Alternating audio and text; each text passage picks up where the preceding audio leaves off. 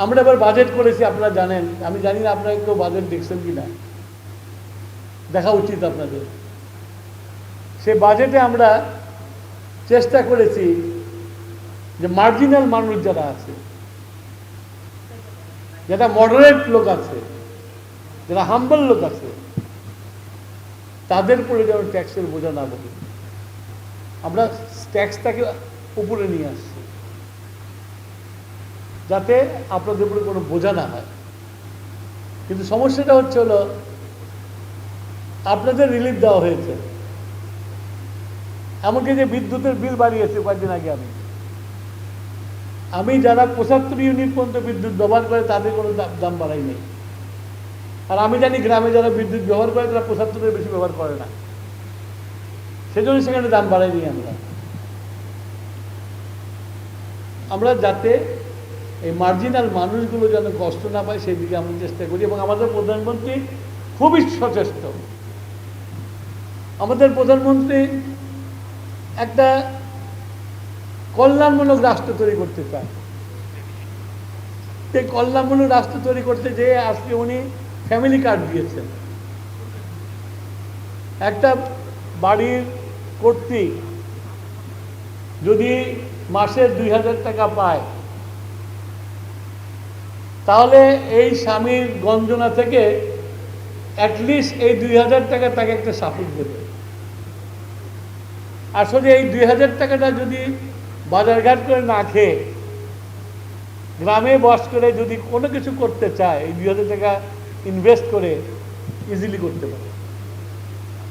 সে একটা ছাগল বুঝতে পারে, 4টা মুরগি বুঝতে পারে, এবং এগুলো অর্থকরী জিনিস, এবং তাতে তাদের ইনকাম হলো। আর ইনকাম হলে আমাদের মহিলারা আপনার স্বাবলম্বী, আস্তে আস্তে স্বাবলম্বী হবে। আর যখন সোসাইটিতে, সমাজে মারা যখন স্বাবলম্বী হয়, তখন কিন্তু সন্তানরাও তখন ভালো সন্তান জন্ম হয়।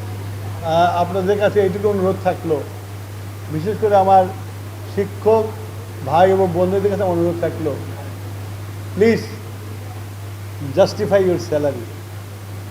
সরকার যে কটুকু টাকা দেয় সেই কটা টাকা দিয়ে আপনারা আপনাকে জাস্টিফাই করেন।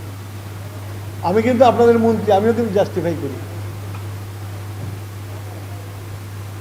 আমি আমার সচিব সবাইকে ডেকে বলি যে আমি যে একদিন কাজ করলাম, সরকারের বেতন নিলাম, আমি কি উন্নতি করতে, অগ্রগতি করতে পারছি মিনিস্ট্রি, একটা আমাকে দেখান।